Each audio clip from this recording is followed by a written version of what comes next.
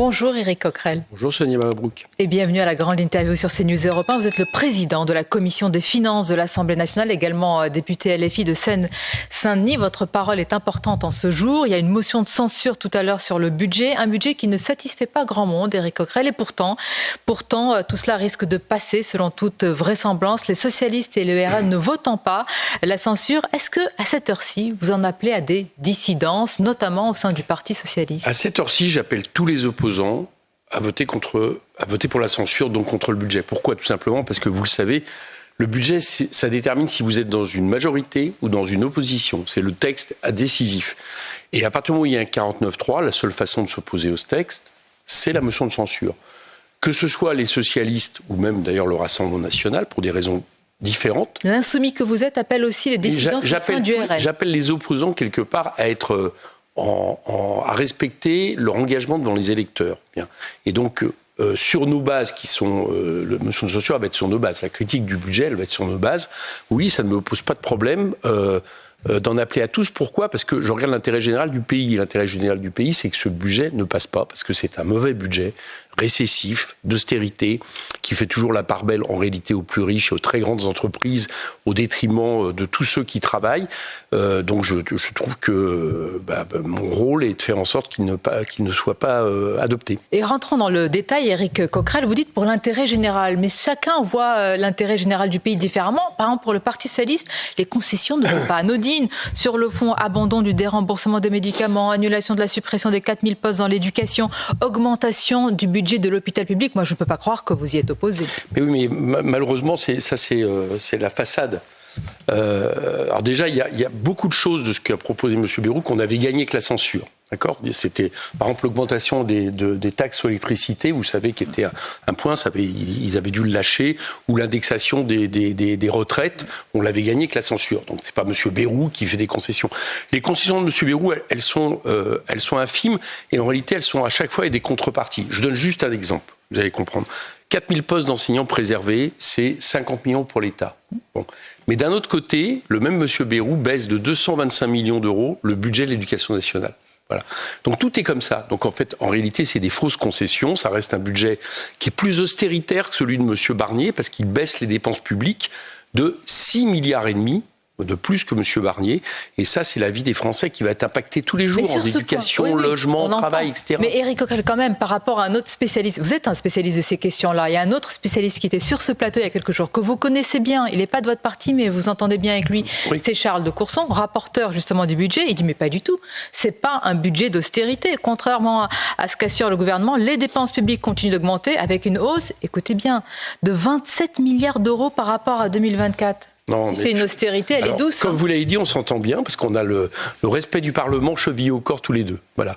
Mais par contre, on n'est pas d'accord sur le plan politique. En fait, si vous voulez, pour bien comprendre, moi je regarde les moyens de l'État. Ça s'appelle le périmètre de l'État, d'accord ? Et j'ai les mêmes chiffres que le gouvernement. C'est-à-dire ce qui permet à l'État de fonctionner, d'investir, de subventionner les associations. Et ça, ce périmètre-là, très clairement, il baisse de 24 milliards d'euros, je parle plus juste du budget de l'État par rapport à 2024, donc c'est un budget d'austérité. Charles de Courson, pour aller vite, par exemple, je vous donne un exemple, il regarde l'intérêt de la dette. Alors effectivement, l'intérêt de la dette augmente, donc c'est pas rien. Dépenses, oui. Mais vous comprenez que ça, c'est pas les services rendus aux Français. On va dire que dans les services rendus aux Français, dans ce que fait l'État, il y a une baisse considérable de budget, donc c'est un budget d'austérité. Et d'ailleurs, la ministre Montchalin, c'est un des seuls points d'accord que j'ai avec elle, revendique que c'est le budget le plus austère depuis 25 ans. Mais alors, autre point de désaccord, qu'est-ce que vous répondez, Éric Coquerel? Et ici, encore à votre place hier, Jordan Bardella, il dit « Moi, je ne veux pas ajouter l'incertitude à l'incertitude. Le chaos au chaos en votant une nouvelle censure. » Oui, mais ça, c'est tous ceux qui veulent que la politique de M. Macron continue jusqu'en 2027. M. Bardella fait partie de ces gens-là, très certainement, parce que il a très envie qu'il n'y ait pas une accélération des processus politiques. Vous savez que nous, on demande la démission de M. Macron. Lui, il ne la souhaite pas parce qu'il se dit que 2027, c'est peut-être son tour par rapport à Mme Le Pen. Est-ce qu'il y aura un chaos ? Je pense que c'est ça qui le guide. Mais ça ne doit pas être ce genre de choses. Aujourd'hui, il faut bien comprendre qu'il y a un budget. Il faut qu'ils arrêtent de nous dire ça. Il y a une loi spéciale qui a été votée. Elle permet de dupliquer les budgets de 2024 cette année. Et il y a un pays qui fait ça depuis 3 ans. Elle est très restrictive, cette loi spéciale. Elle est très restrictive parce que le gouvernement l'a voulu ainsi. Le gouvernement a choisi d'avoir la vision la plus restrictive du budget. Je donne un exemple, ça a fait la une de l'actualité hier. les emplois de service civique. Voilà. Alors les communes nous disent « Ah, mais on n'a pas de visibilité, on ne sait pas, etc. » Mais c'est le gouvernement qui a décidé de ne pas prendre les subventions votées en 2024, qui existaient, la ministre le reconnaît, et de les dupliquer en 2025. C'est un choix qu'ils ont fait pour après nous dire, vous voyez, il n'y a pas de budget, c'est une catastrophe. Mais ce serait d'un cynisme incroyable, c'est-à-dire décider de couper les crédits pour dire ensuite... Mais je vous rappelle que c'est les mêmes qui nous expliquaient qu'avant la première censure, si on la votait, les fonctionnaires n'allaient plus être payés et les cartes vitales n'allaient plus fonctionner. Vous avez vu que tout ça n'a pas existé. N'était pas il n'y a pas une pluie de sauterelles sur le pays. Et là, c'est la même chose qu'on nous fait. La seule différence, c'est que cette fois-ci, il y a des opposants, je pense au Parti socialiste, je pense à des gens comme M. Bardella, qui, pour quelque part avoir le prétexte de ne pas voter la censure, abondent à ce récit, et c'est un faux récit. Il y a un budget, que les gens ne s'inquiètent pas. Mais alors, que les gens ne s'inquiètent pas, mais ceux qui nous regardent et nous écoutent ce matin, M. Coquerel, est-ce que vous pouvez leur dire, les yeux dans les yeux, qu'il n'y aura pas d'augmentation d'impôts si le budget ne passe pas ? Alors là, une chose facile... Pas d'augmentation d'impôts. Vous avez cité il n'y a pas de problème. Vous avez cité Charles de Courson, d'accord ? Tous les deux, on a fait une proposition au gouvernement en décembre. On leur a dit, écoutez, il y a des mesures qui font l'unanimité au Sénat et la majorité. On fait passer une loi d'urgence, par exemple sur cette histoire d'indexation des barèmes d'impôts, et puis voilà, ça passe, comme ça on arrête d'inquiéter les gens pour rien, puis après on discute du budget.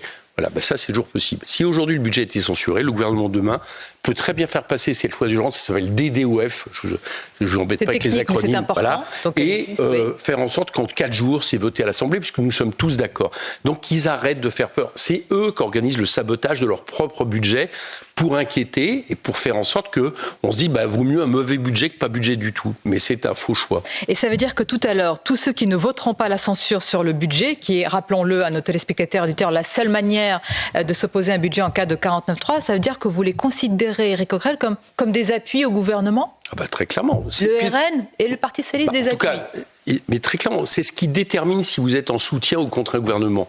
Si vous ne votez pas la censure, vous laissez passer un budget dont je vous rappelle qu'il a des conséquences très graves. Par exemple, pour les prix non réglementés de l'EDF, pour tous les gens qui ont des prix non réglementés, ça va faire 8 à 9% de prix de l'électricité. Par exemple, pour les auto-entrepreneurs, les toutes petites boîtes qui ont jusqu'à maintenant, qui ne collectent pas la TVA jusqu'à maintenant en dessous de 37 000 ou 85 000 euros, on va la baisser à 25 000. Ils vont être dans des problèmes administratifs sans fin. Ils vont devoir augmenter leur prix et donc la plupart ou beaucoup vont terminer à fermer la porte de leur boutique ou de leur petite boîte de service. Tout ça, c'est dans le budget. Ce budget, c'est un show-strap à austérité.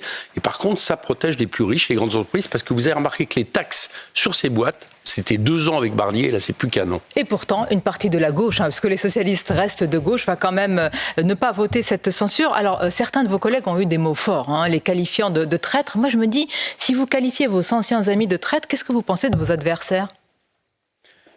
C'est pas le terme traite, il est très clair. C'est qu'on a un engagement, on a pris un engagement dans les électeurs. Excusez-moi, pour moi c'est important, d'accord ? On est élu sur un programme.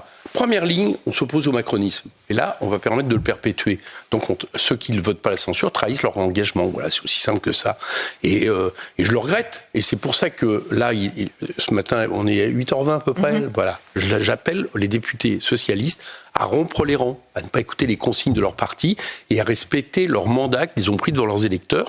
Et puis on verra bien à l'arrivée qui aura trahi ses engagements ou qui ne l'aura pas. J'espère que suffisamment l'auront fait pour que la censure passe. Je le crois encore, je l'espère encore. Je sais que la question vous est posée, mais là, vraiment, elle devient cruciale. Si tout à l'heure, le Parti socialiste vote comme un seul homme ou comme une seule femme, je ne crois pas. Ah oui, pourtant, en réunion de groupe, c'était à l'unanimité. Ouais, mais vous verrez qu'il y aura des dissidences. Bon, le NFP est mort. Non, le Parti socialiste ne fera plus partie du NFP. Parce que je vous rappelle que communistes, écologistes et insoumis vont voter ensemble la censure. Mais au fond, M. Coquerel, pourquoi c'est LFI qui serait le seul maître à bord ? Pas du tout, je viens de vous citer 3 groupes qui vont voter ensemble la censure, donc on n'est pas seul maître à bord. On est seul maître à bord. C'est le programme qui est seul maître à bord. C'est ça qui nous engage. Vous savez très bien qu'à force de ne pas respecter les programmes, les gens en ont eu marre de la politique. Ils se sont détachés de ces partis, de ces hommes politiques. En fait, la NFP, c'est une alliance. Qui leur disent, par exemple, notre ennemi, c'est la finance, puis qui font tout l'inverse. Je dis ça parce que M. Hollande, une des raisons pour lesquelles le Parti socialiste est en train de bouger, c'est le poids que M. Hollande reprend dans le Parti socialiste. Bon, ça, les gens n'en veulent plus. Et là, j'allais dire tout à l'heure, se joue un peu cette question. Est-ce que la gauche, que nous avons reconstitué avec le nouveau Front populaire. Est-ce que la gauche respecte ses engagements ou pas ? Bon, je pense que si le socialiste ne le fait pas, c'est eux qui en paieront les conséquences. Mais aujourd'hui, Éric Coquerel, quel bilan vous faites de votre stratégie politique, électorale ? Il y a très peu de chances pour que vous renversiez malgré tout le gouvernement tout à l'heure. Les socialistes ont rompu, ont pris leur distance avec vous. Vous avez été défait à Villeneuve-Saint-Georges après avoir, pour certains, fanfaronné. Est-ce que vous ne voyez aucun signal d'alerte qui s'allume ? Non, à Villeneuve-Saint-Georges, on a fait grimper le résultat de la gauche au deuxième tour des municipales de 10 points. C'est pas si mal. La défaite est une victoire. Non, oui, je sais, reprenez pas les trucs de Ruffin comme ça. Je ne reprends pas, je cite... Oui, mais il ferait mieux des fois d'arrêter de tirer contre son camp, François, mais c'est un peu quelque chose qu'il pratique depuis trop longtemps. Donc, arrêtons avec ce genre de choses. On a augmenté le résultat de 10 points. Je ne dis pas que c'est suffisant, je ne dis pas que c'est une grande victoire, mais c'est pour nous un acquis. Mais surtout, moi, ce que je considère, c'est que la bataille que nous menons, je vous rappelle, elle part d'un point, c'est qu'en juillet dernier, nous étions la coalition arrivée en tête. Et aujourd'hui, ceux qui nous gouvernent sont illégitimes parce que jamais ils auraient dû continuer à appliquer leur politique. Voilà, cette bataille-là, on va continuer à l'amener. J'espère qu'on va continuer à l'amener tous ensemble, que le Parti socialiste va revenir sous sa décision, en tout cas avec les députés socialistes. Si ce n'est pas le cas, on le fera avec tous ceux qui restent fidèles à leurs engagements et vous verrez qu'à la fin, ça marchera. Bataille politique, bataille culturelle également. Hier encore, Jean-Luc Mélenchon à Nantes a appelé au grand remplacement. Je cite, ah oui, vous écoutez votre patron quand même. Non, pas tous les jours, mais souvent, ce week-end notamment. Ça vous a échappé ? Il a parlé de grand remplacement. Discours que vous avez dû entendre. Comment ? Il m'arrive de citer Jean-Luc Mélenchon dans le texte. Il a parlé de grand remplacement. Il appelle à un changement des populations dans les territoires ruraux. Vous reprenez le mot d'ailleurs qu'emploie M. Mélenchon, de grand remplacement ? Écoutez, là vous me la sortez du contexte. Vous pouvez me faire confiance. Allez-y, continuez. Je ne sais pas. Est-ce que on peut peut-être retrouver l'extrait et le passer tout de suite ? Non, mais oui. Non, mais allez-y. Posez-moi la question. Vous avez été l'un des théoriciens d'ailleurs de cette créolisation express. Ma question, est-ce que vous appelez un grand remplacement des populations, des mœurs, de la culture française ? Je vais reprendre les propos de Jean-Luc Mélenchon, je ne sais pas s'il a utilisé ce terme, mais dans quel cadre. Ce que nous disons, c'est qu'il y a une nouvelle France. Par exemple, en 1958, un Français sur 10 avait un grand-père, un grand-parent étranger. Aujourd'hui, c'est 1 sur 4. D'accord ? Et je peux vous redonner beaucoup d'éléments comme ça. En 58, 50% des Français habitaient dans les villes, aujourd'hui 80%. Donc effectivement, il y a un nouveau pays, une nouvelle France, des nouvelles générations qui n'ont ni les mêmes modes de vie, qui ne sont pas... Parce que ce que je viens de vous déterminer, par exemple... Pardonnez-moi, l'assimilation, c'est épouser les modes de vie du pays dans lequel nous sommes. Mais les modes de vie du pays, c'est pas... Il n'y a pas des modes de vie du pays hérités, il y a ce que le pays est. Non. Il n'y a pas de mode de vie, il n'y a pas de culture, il n'y a pas de nation, il n'y a pas de langue, il n'y a pas de nation, et vous savez très bien que notre nation est basée sur un fait politique, l'adhésion à la République.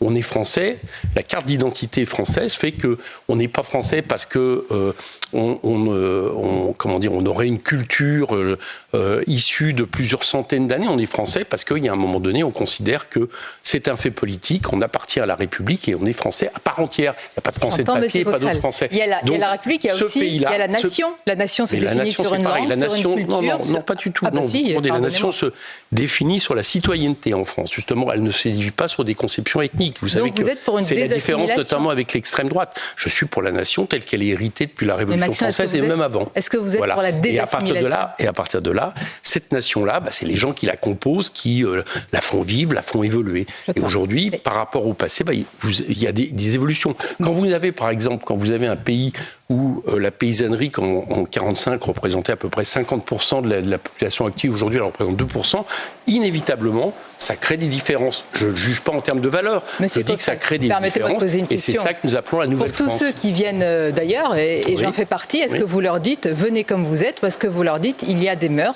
du moment où Je vais terminer la question. Il y a une histoire partagée, etc. Est-ce qu'il faut s'assimiler et partager cette même histoire ? Non, il faut partager les valeurs de la République, liberté, égalité, fraternité. Est-ce qu'il n'y a pas aussi culture, mœurs et code culturel ? Je ne sais pas ce que c'est, culture, mœurs. Expliquez-moi. La culture française. Par exemple, je dois vous l'expliquer, moi. Par exemple, dans la culture française, à vous. Dans la culture, vous êtes plus jeune que moi, dans la culture française, moi je suis né, par exemple, il n'y avait pas beaucoup de rock en France. Le rock, etc., n'existe pas. Bon, vous avez vu aujourd'hui que c'est des formes de musique. Le rap n'existait pas. Donc vous voyez bien que cette culture, elle évolue. Elle évolue aussi en fonction... Je n'oserais pas vous donner une définition, elle évolue aussi en fonction, j'allais dire, d'une mondialisation aussi au niveau de tout ce qui nous vient de l'étranger. Et c'est pas plus mal.